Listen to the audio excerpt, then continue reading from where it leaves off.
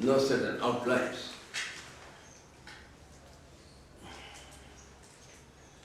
See, Sagara was a great king. He did some Ashwamedha sacrifice where the holy horse was to be led through all the countries unopposed. Nobody should tie it. If anybody ties it, your force should go along with it. They should fight with them and then retrieve the horse and then go further. This is essential. And he was doing a number of such sacrifices. And when they are nearing 100, Indra is always worried that he might be taken away and this man will be substituted. Anybody who does 100 Ashwamedha Yajnas, he is entitled to become Indra. That is there. There is one sloka as to whether 100 Ashwamedha Yagas are greater or one time calling Krishna, Krishna is better. Yekopi Krishnasya krita pranamaham dasav abhavritena tulyam. He says, you do once a complete namaskar, surrendering yourself to Lord Krishna. It is equal to doing 10 Ashwamedhas. Then, on second thought, the devotee says, I am sorry, I have told wrongly. Then, what should be told? Krishna pranami inna puradbhavaya dasashwamedhi purareti janman Krishna pranami inna puradbhavaya.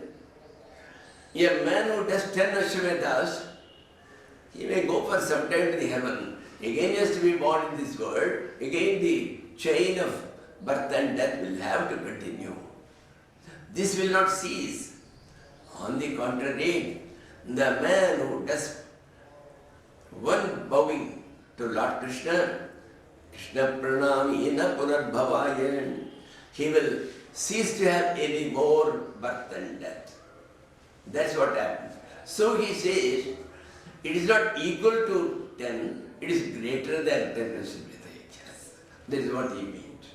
He means. Now, Indra found an opportunity to take away the horse of Sagara and he went away. Without the horse, the sacrifice cannot be completed. The yaga cannot be completed.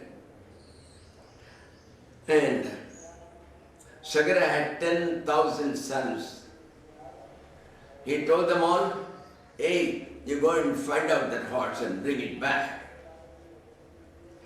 They found somehow that the man was, or the god, whoever has taken the horse, he has taken down below. So these 10,000 people with their mere hands, they went on digging. Then water came, that's called the sagar, that is called the ocean. The ocean was out of the hands of 10,000 people, 10,000 into 2, 20,000 hands. From that, this entire ocean has come. But they went down below and there was Kapilashram. You know, when it is daytime 12 o'clock, somewhere in New York or so, I am told, I have never gone. It is, if it is night 12 o'clock here, it is daytime 12 o'clock there. It is exactly the opposite. And they say, therefore, the America is just below this, in that way. So that is why California is the place where he goes and finds the horse. And by his side is Kapila, the great Maharshi, who was doing his tapasya. So Kapila plus Aranya became California. See, in Delhi, in Banaras, the word in Hindi for transfer is badli. क्या आपकी बदली होगी? Instead, this Banaras people will ask you, क्या आपकी बदली होगी? So badli becomes baldi. The two syllables are exchanging their places. Similarly, here in Tamil Nadu, there is a place called Madurai. There nobody will call it Madurai. They will say Marudai. And I go, Maruda people think, have you got Madura? So, this is called exchanges of these syllables. This normally happens. So, Kapila becomes Khalifa. And Aranya becomes Arnya. And it became California. I am not giving this. The great Shankaracharya of Kanchi was 100 years old in those days. He was called the walking God. He has told it in one of his lectures.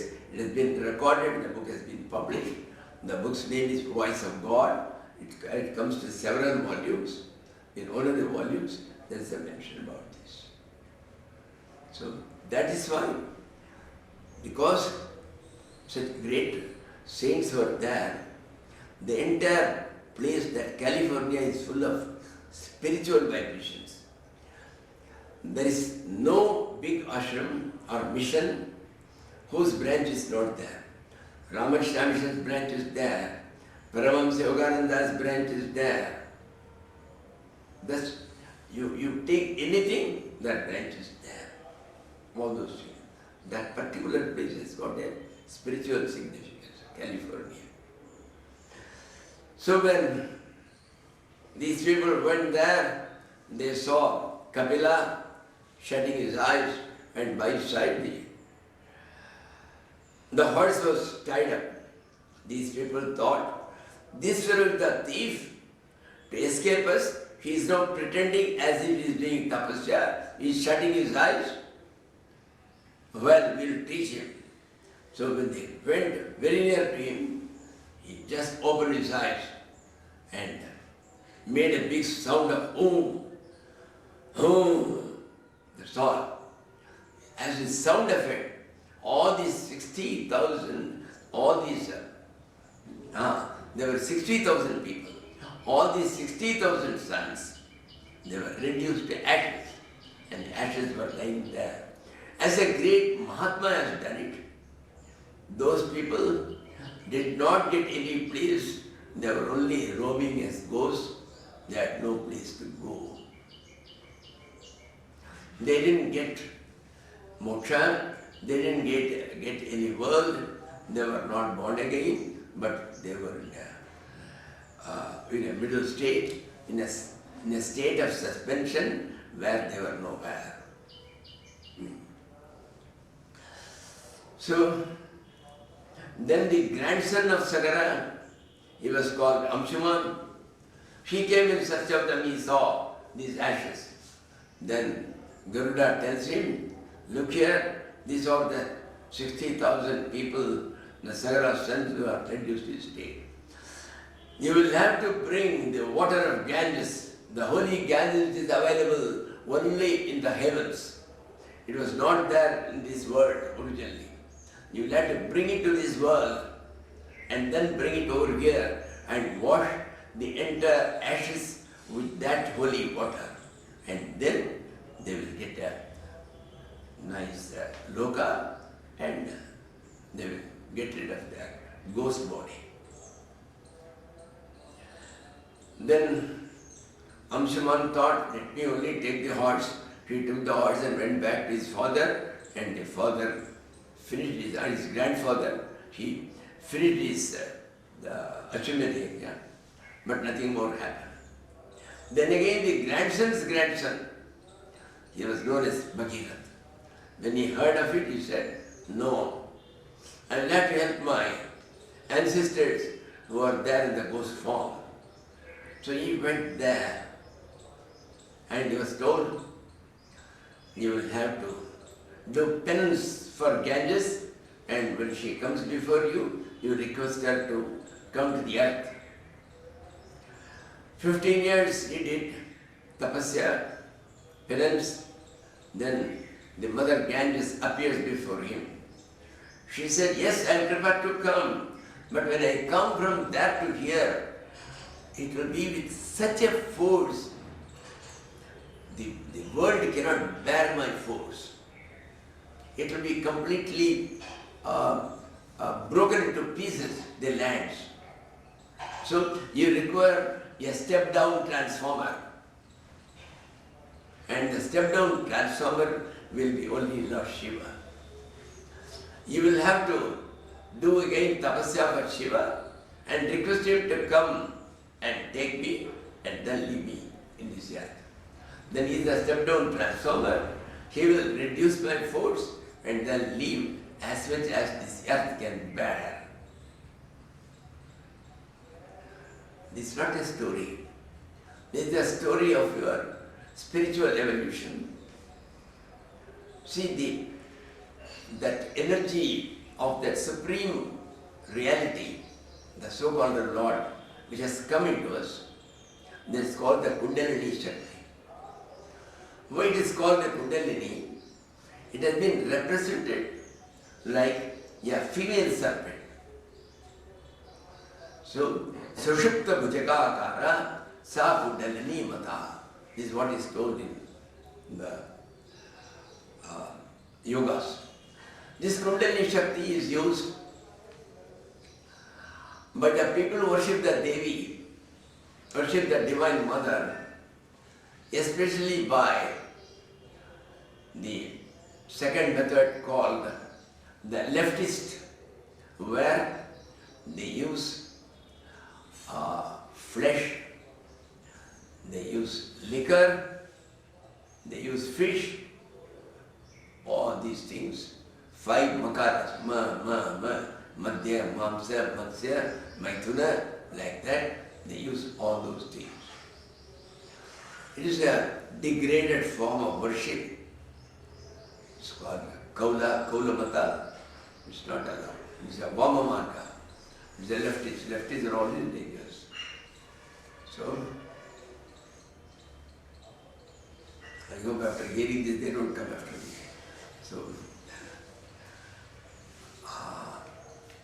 So the Kundalini Shakti, when it comes into us, we can't ban it. It is so powerful, your entire body with all the organs will get burnt.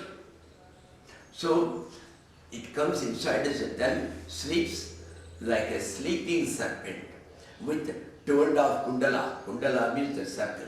It just circles itself with half one, the tail hanging down, and it is there underneath that. What do you call that? Backbone. It is there below that. Yeah, few inches below that. It is called the Mooladhara. It is there. It is simply, after all, it is still alive. So it is inhaling and exhaling. Only by its breath we are doing this much action. If only it wakes up, you can't know what powers you can get. And there are so many institutions which are advertising that your Kundalini will be raised from the down below Mooladhara up to the top near the medulla oblongata, and that's called the Sahasrara, the place of 1,000 lotuses. And once it goes there, you become absolutely realized, you become one with that universal Lord, with that ultimate reality. This is the principle behind this Kundalini Shakti. So as such, then what is this significance of Lord Shiva coming in between? As he said, the Kundalini Shakti by itself, when it wakes up, you cannot ban it. So somebody has to do the step-down transformer business. Who can do it? What is Shiva? He represents all Vairagya, dispassion with everything. He doesn't wear anything good. He goes to the cremation ground and there he dances. And thus he is a representative of, he is an embodiment of dispassion or vairagya. And that Shiva you have to worship so that he will be there to bear the brunt of the Kundalini Shakti and take it down. And whenever it goes up, there what happens is, this Shakti, it joins with Shiva. That is what is called Shiva Shakti Samyog. There is a place where the Shiva and Shakti, they join together. What is Shiva? Shiva is the totality of the entire energy. It is called the potential energy.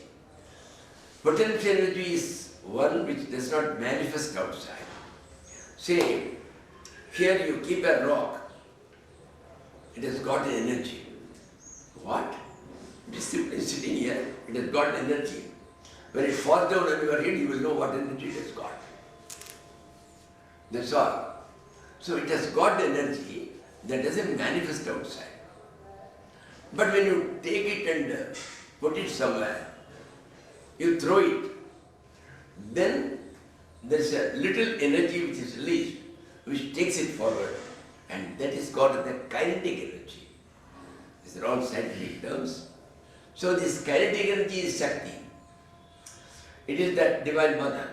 It is Shiva who creates this illusion of the world, who is doing the illusion of sustaining it and doing its protection, and finally, as Lord Shiva, she creates this dissolution. It is completely gone. So, the entire thing the Lord does through His Shakti, called the Kundalini Shakti. And thus, the story of bringing here to the earth is no Kundalini Shakti. The Kundalini Shakti is with the ultimate divine authority, the ultimate reality. So, it comes to you, it is there in you. So, you will have to awaken it. Then it slowly rises to the 6 centers and it goes up to the medulla oblongata, as it is called in biology.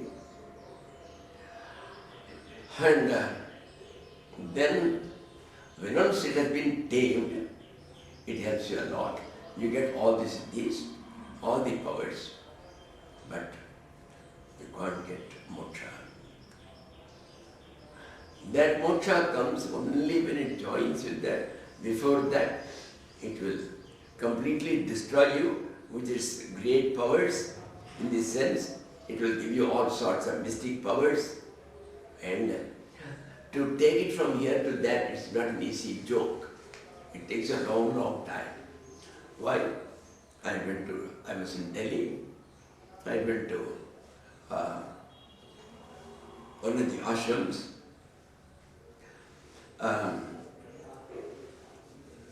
Originally he was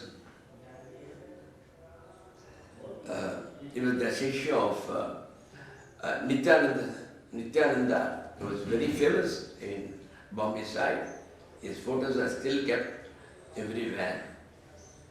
So his Shishya, he was there for a long time, and he had a niece. She was to be his successor.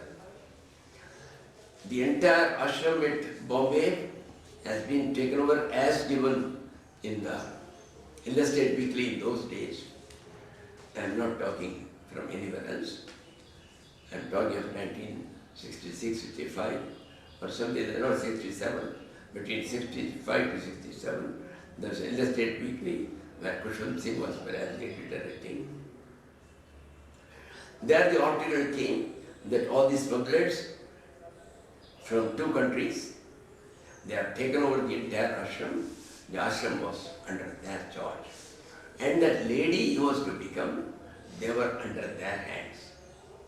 So they didn't want anybody to come as his successor. At the last minute, when the entire performance is going on, before the fire sacrifice, this Swamiji, I had forgotten his name, Muktananda, Swami Muktananda, he handed over all the powers. Before handing over, From somewhere he called the brother of that lady also. And he made both of them as the co-successors of his. Those people didn't like. So after about 3 months or so, when this young man for whom he gave the sannyas and then gave all the powers along with his sister, his name was also Nityananda. He was an automobile engineer also. And he was giving this Kundalini Shakti going up and down there. By that time, this, what is the name you told? Uttananda, he had died perhaps. He was in the subterranean down below in one room. He was giving to all the people how to raise the Kundalini. All these outside people, they surrounded him at gunpoint and he was kidnapped from there. He was taken away. En route at Philippines or somewhere, he happened to somehow get out of their hands, run away, and from somewhere he wrote some 5-6 articles as to how he suffered them and all that. It came those days. And these people wouldn't leave him. So he was hiding. How long can he hide? Finally he went back and then he said, having the same fire sacrifice, he handed over all his powers to his sister. He said, I am getting out. Allow me to get out. Recently I am told he has become a Mangalashram in the past 2 years also. I have attended some of their meetings at Delhi. So there they write 300 rupees per session and your Kundalini will be reached. You have to have 3-4 sessions, whereas for 4 weeks you have to go and all that. Then Kundalini should be raised. If it can be raised so easily, I think all of our Maharshis were stupid to have done tapasya for so many years. They didn't know this method. So anyway, this is all there. I don't know much about it, whatever that came in the newspaper, that's all. So I have no other idea. And finally, he took it to the place where, to the present California, and then the Ganges completely drenched all the ashes, and they got a good word, and then they were rid of their ghost bodies. All this thing happened now in Surya Vamsha. Was the greatest of kings in Surya Vamsha, Ram. So Rama's story comes. You see, all the great people, somehow or other, they will bring in every Purana Ramayana story. They will allot 2 chapters and they will summarize the Ramayana. Unless somebody has written about Ram, it has been seen, they never become famous. Kalidasa became famous after writing Raghuvamsha poetry, which contained the entire Vamsha of Ram, including that of Ram, and then Ram's successor, like that it goes. Ram's successor was Kusha. Kusha was the eldest, Lava was the youngest. And the entire 10th Adhyaya of 9th Skandha is only about Ramayana. And here,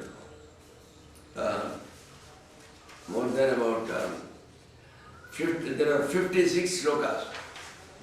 Out of in one sloka, he has covered half the Ramayana practically. Gurvathe Tuktarajum Vicharadanvanam Padmapadyam Priyaya.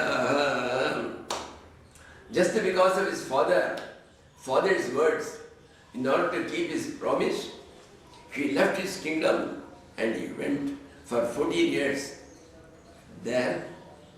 And there what happened? Vairupyat Surpanakya. Surpanaka was disfigured, and then he had to cross the ocean to reach Lanka. Lanka did not give way, the ocean did not give way. Then he said, now the entire ocean will be made waterless. He was taking his arrow. Then it was afraid. It came and told, no, I will give way. Only thing is you ask your people to put a lot of stones and they will be forming a bridge through which they can come here. And then again, in between, he just describes while in the jungle, Sita was taken away by Ravana. So Rama was going, weeping, Sita, where are you? How can I live without you? Along with his brother he was going. And there, only one sentence he has made. Sri Sanginam Gatimiti Pratayam Chakare. The man who gets lost in the other sex, they will reach the state, they will have to weep one day. They may laugh today, but they will have to weep one day. This he showed by himself weeping for Sita. So, the story of Rama is almost about to be over. He says, how was there? When Rama went back to his kingdom and when he ruled, that Ramaraja, how was it? Just in 2 shlokas. Varani nadyo girayo varshani deepasandava sarve kama dugha asanne prajanam bharatarashabha. The jungles are full of fruits. Anybody can go and take any number and still nothing became less. It was always full in his days. And all the rivers, they were always full of water. Never they became less. And all the mountains, they were full of fruit-giving trees. Sarve kamadhuga sanne. You can take anything, you can never exhaust the stock. So much the earth gave to people. Then, na adivyadi jara glani dukkha shoka bhayakrama mrityuscha anicharam nasiti rame rajanya dukshaje.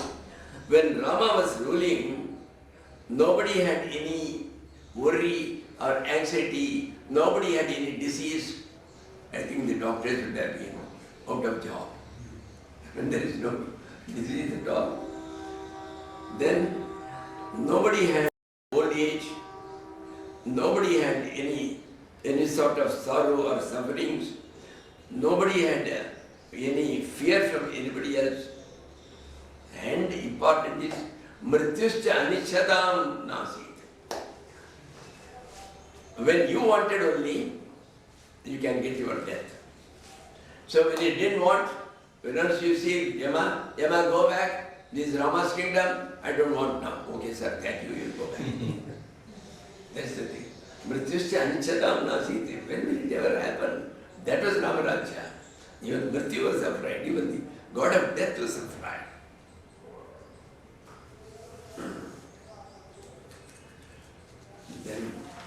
Then the Uttarakhanda, where Rama sent his wife to because she heard somebody talking scandalous about him, saying that Rama is the only one who brings back his wife after she was there for a number of years with Ravana. I am not like that, you get out. Some Dhobi sells his wife. A spy brings it to him. He says, Yes, your king should be above suspicion. So I will banish her into the forest, leaves her there. The entire Bhagavatam has been summarized into 1000 slokas. It contains 18,000 slokas by one Kerala poet in the recent past, perhaps. Recent means perhaps 800 years back or 1000 years back. He was known as Narayana Bhattacharya. He found his guru suffering from immense stomach pain. He couldn't bear to see it. He prayed to the Lord, Lord, please transfer that pain from my guru to me. It was transferred. He couldn't bear it. It was so severe. So what he did, he wrote the summary of the entire thing. It was called a Narayaniya because Narayana Bhattacharya has written. There is a place called the Guruvayur near Palakkad in Kerala. And there is a beautiful Krishna. He went there, he had himself hung from the ceiling and head down. Then only his pain will not be seen much. And then he went on repeating this entire. For every sloka, whatever he told, oh Lord, you were only born from Aditi's womb and you were called Vamana.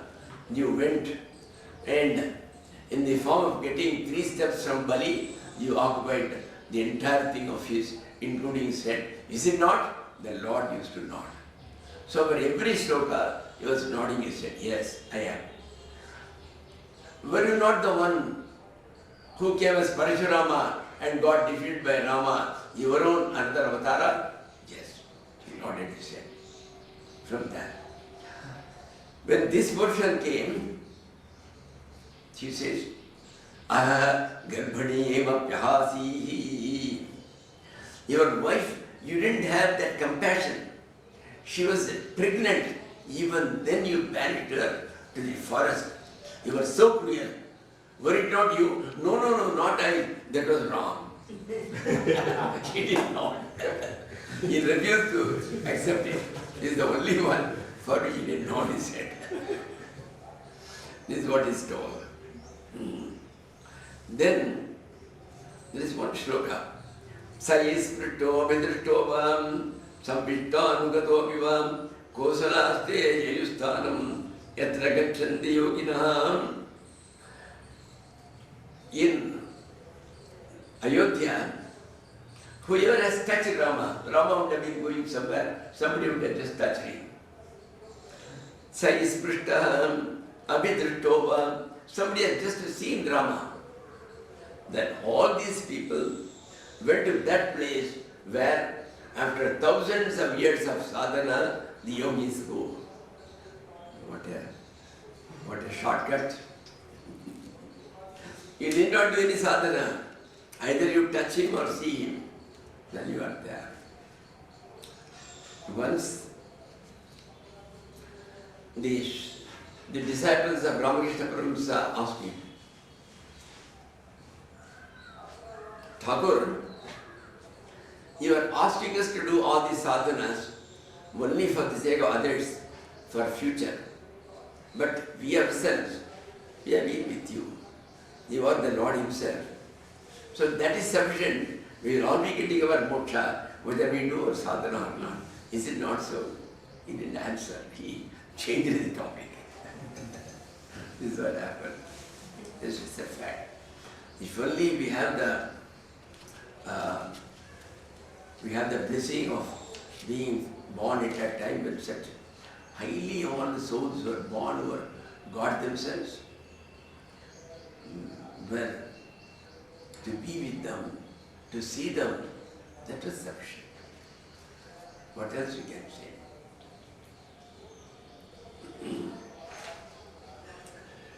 And now, then there was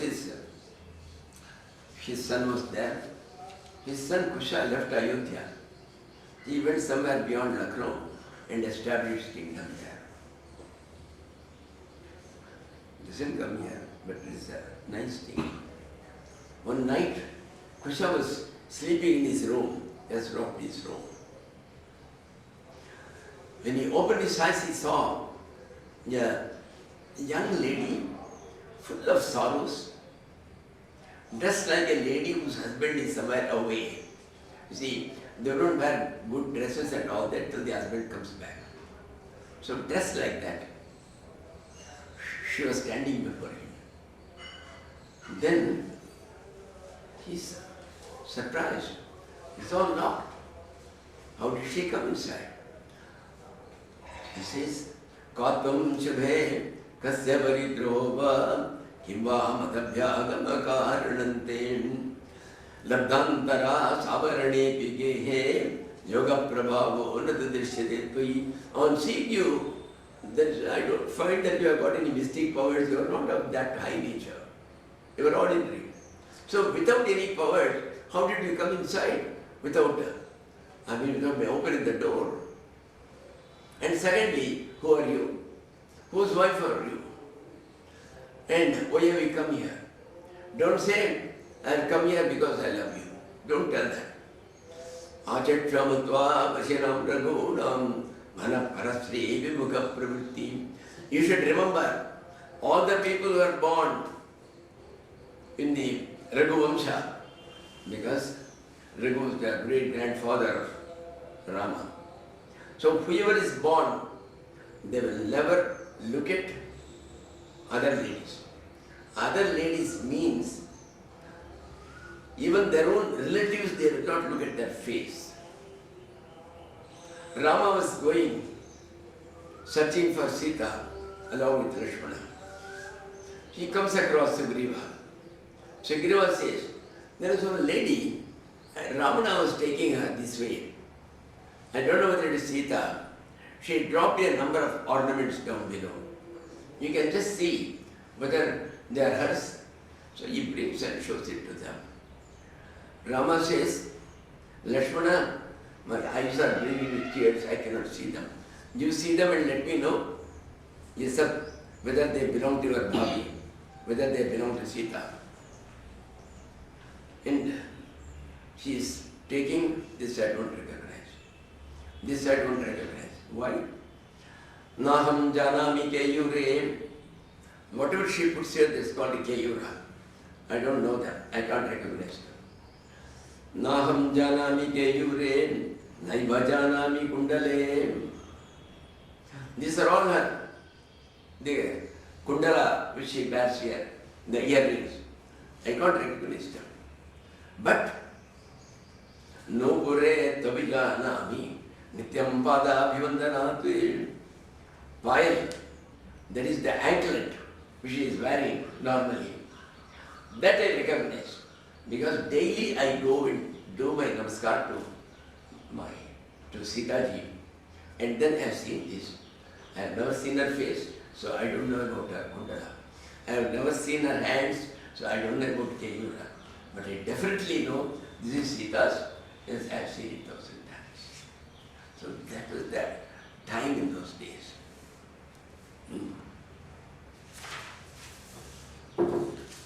Now, the Surya Vamsha is over, the Chandra Vamsha begins. The same in the Kushas, the last of them, he was called Sumitra. He was in the beginning of Kali Yuga. With him, the entire race became extinct. That's all.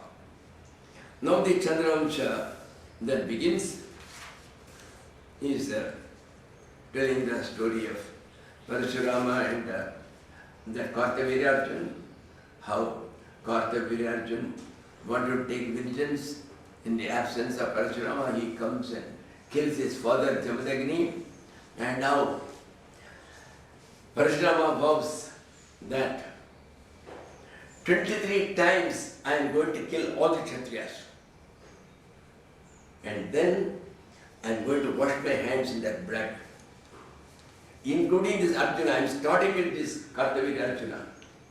So he goes and he kills Kartavirya Arjuna, and his sons run away and all that. This Kartavirya Arjuna, we have not seen anything good about him. He had 10,000 hands. which he got through his penance. There's a mantra, whenever some property is lost, say some thief has taken away, some burglar has taken away, then if you chant this Kartavirarjuna mantra, you will get back all your properties. Once I happened to meet the Shankaracharya of Puri. I met him at Ahmedabad. And he was telling, just now 4 months back, I was in Pune. That's what he said. I was in Pune. I did my puja, kept all those things, all made of silver, my Shiva, the Shivlinga and the Devi, everything was there. And then I went to my room to take rest. When I went back after about an hour, there was nothing. Somebody has taken away. Even though around there were so many people, but some of them have been taken away. Anyway, they gave the information to the police, but he went and locked himself inside a room and he said that I was doing only Kartavirarjuna mantra. I was doing it all through the day and in the evening. Somebody came and loudly knocked at my door and said, Swamiji, please open the door. When he opened the door, they said, they have all been recovered. We have got all the things back. Somebody somewhere, they are taking it away to, in Madhya Pradesh also. They got hold of him. It was in a lorry. And they got everything back. He says, there is the effect of Kartavirarjuna.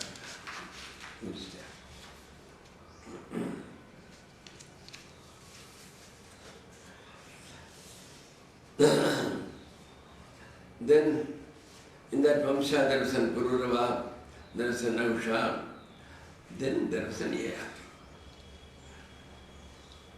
Yayati. This Yayati, she had married the daughter of Shukracharya, who was the guru of all the asuras. Her name was Devayani.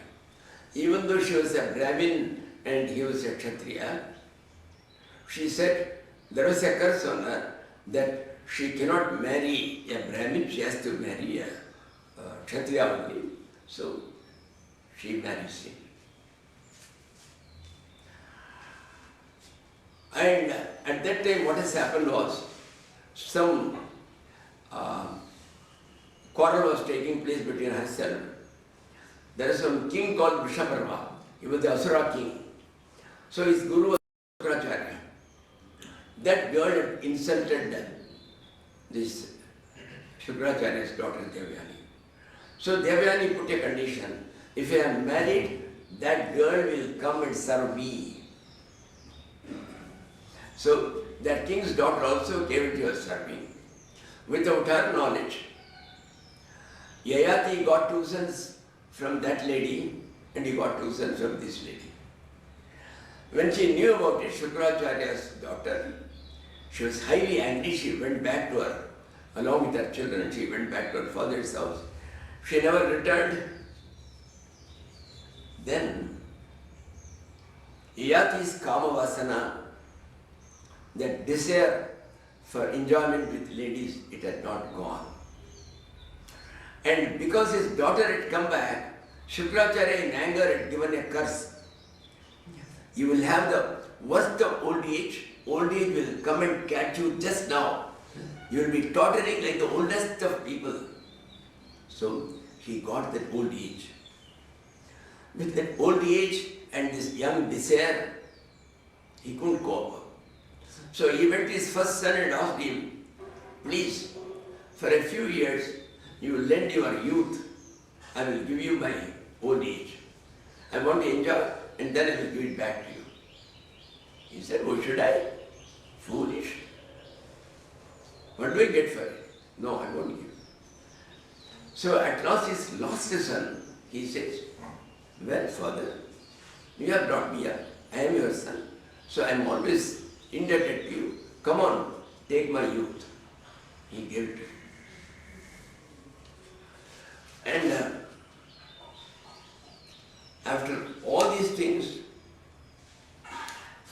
thousands of years he was having that youth, but he found he never got full satisfaction. Then he leaves it all, and then he tells one sloka is Vairagya. Najatu kamat kamanam vabhogyena shamyati avisha krishnavarteva bhuyo bhuyo vivardate. See, these enjoyments, they are never completed by having more enjoyments. By having more and more enjoyments, that desire for enjoyment, it grows and grows and grows. It is just like you pour ghee. You go on pouring ghee, it will not extinguish the fire. On the contrary, the fire will grow more and more. Avisha Krishna bhuyo bhuyo vivardate. It will further, it will.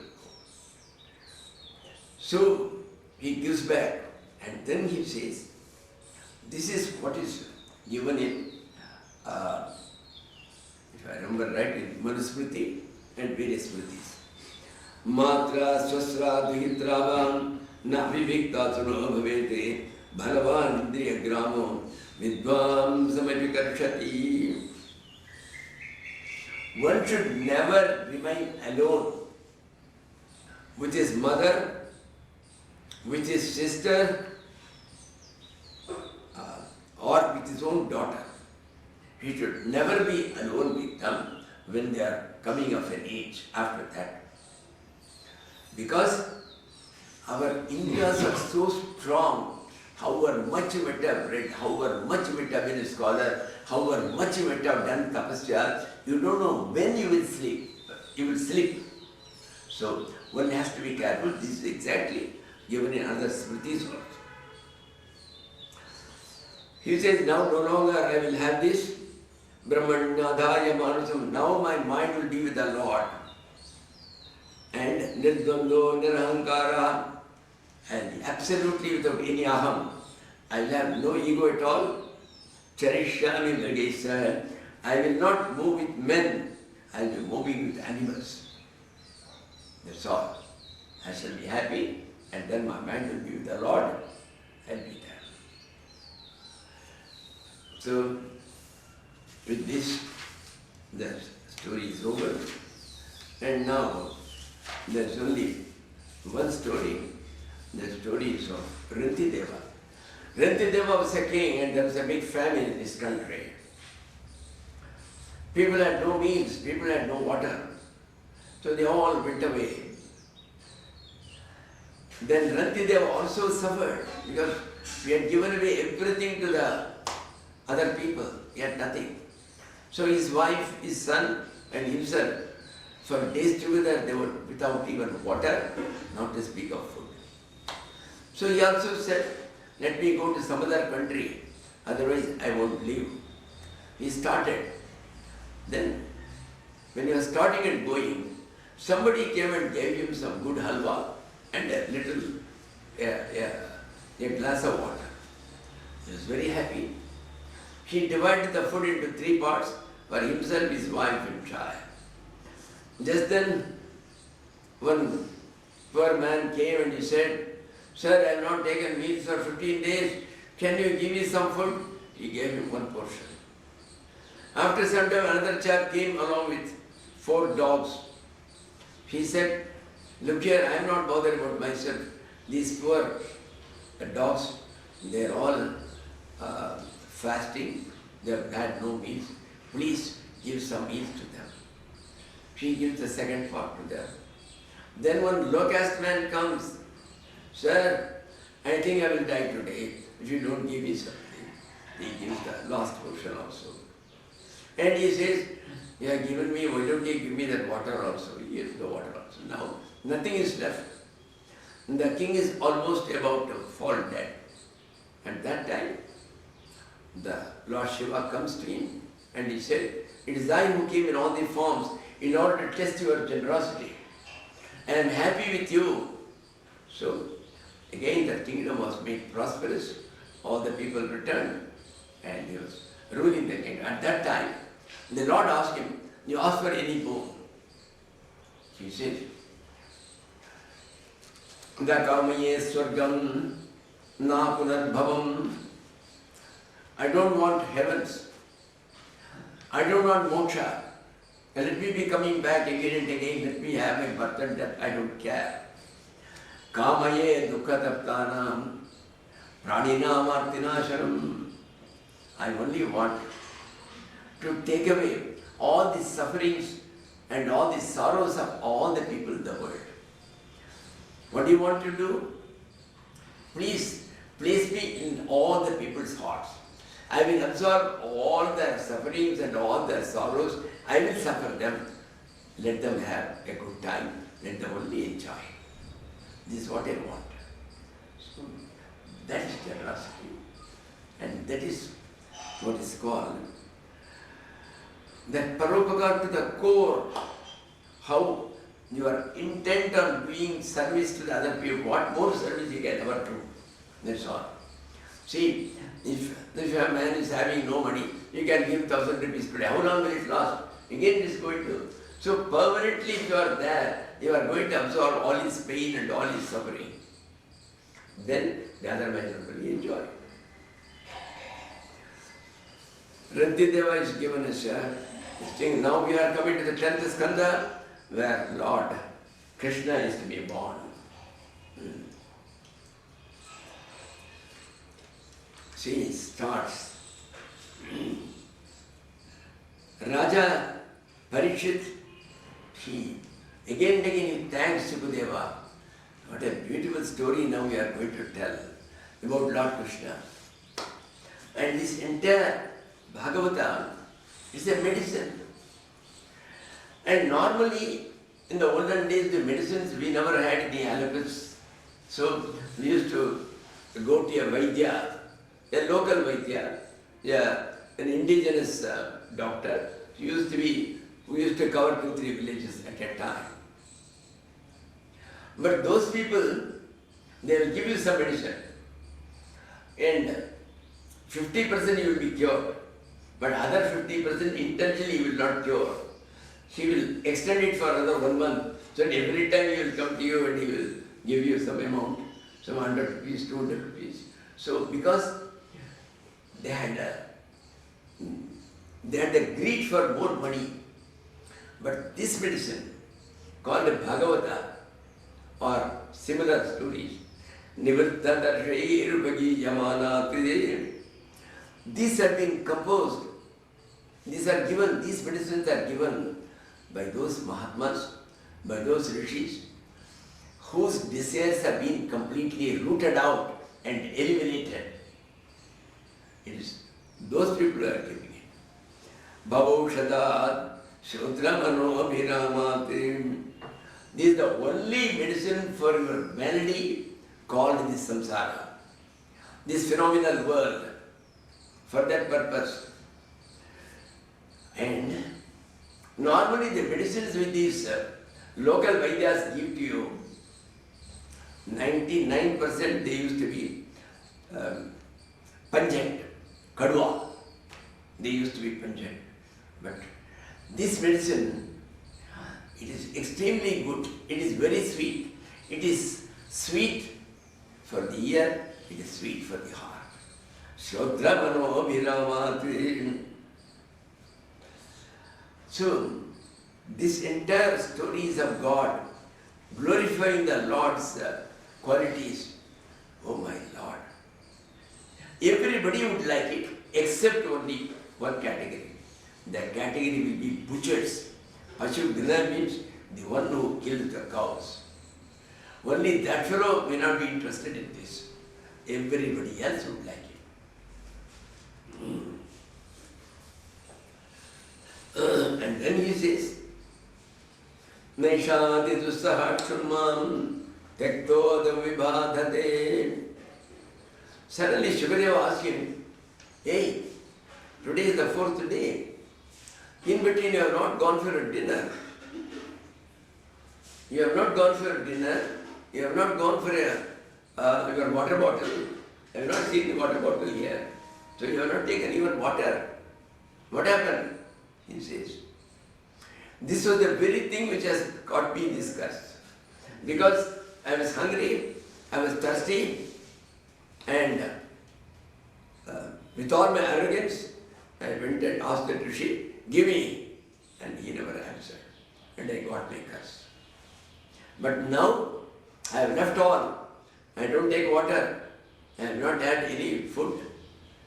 But hearing from their mouth, the Lord's glories, they have themselves filled it up. I require nothing else, Lord. Please don't stop. You continue. I want to hear it. Pibantam tundagam bhojan chutam harikathamritam. These stories about the Lord, about the universal Lord, they are just like Amrita. And coming from your mouth, they got double the value. Thus, now the Mother Earth was highly worried. She was very tired and she was not able to bear the burden of people. All the people are wicked, especially the kings have all become wicked, and naturally wicked people add to the burden. If all are good, she never feels them at all. She feels very light. It becomes a big bhara, it becomes a big weight on her. So she goes to Brahmaji and says, look here, please try to read. Because all the kings, all the people, huge numbers, they are all wicked people. Unless they are eliminated, I will not be able to bear all of them here. I am going under, that's all. My health is going down. Brahma took her and he didn't go to Vaikuntha, somewhere in between he stood. And he began to pray to the Lord. He prayed to the Lord and he could hear the voice of the Lord. He didn't have his glimpse. The Lord said, yes, Brahmaji, what do you want? He says, here I have brought your second wife, there is Bhumi. See, Lord Vishnu has got two wives. One is Lakshmi, and she's called Shri Devi, and this one is called the Bhudevi. Bhudevi is there. She is the second wife of that Lord. So he said, your wife is suffering. Perhaps you do not know. You will have to do something for her, take her to the doctor, go and take MRI, all these things you will have to do. Because she is suffering from excess burden of these wicked people. You see, to hear your neighbor bring your wife and tell, your wife is suffering, you are not doing anything. It's a shame. So the Lord says, I know it. I am aware of it. I am already aware of it. Don't worry, Brahmaji, let that time come. Now, I will do whatever is to be done. I will be born as the 8th son of Vasudeva, and then I will take necessary action in due course. And in the meantime, he said, he called Yogamaya and told, see that all the devatas, all the lady devatas, they all go there and they become gopis. Let them avoid my arrival. Let them come. And then he tells Yogamaya, look here, now the 8th is already, she is pregnant, my mother, Devaki. She has got the great Adishesha. She is there inside her as Balrama. But I don't want the child to be born here. You take away that fetus from the womb and you transfer it to a Rohini, who is somewhere, who is the first wife of Vasudeva. Devaki is not his first wife. So his first wife is Rohini. So you take the child, this fetus, and you place it in her. Because she was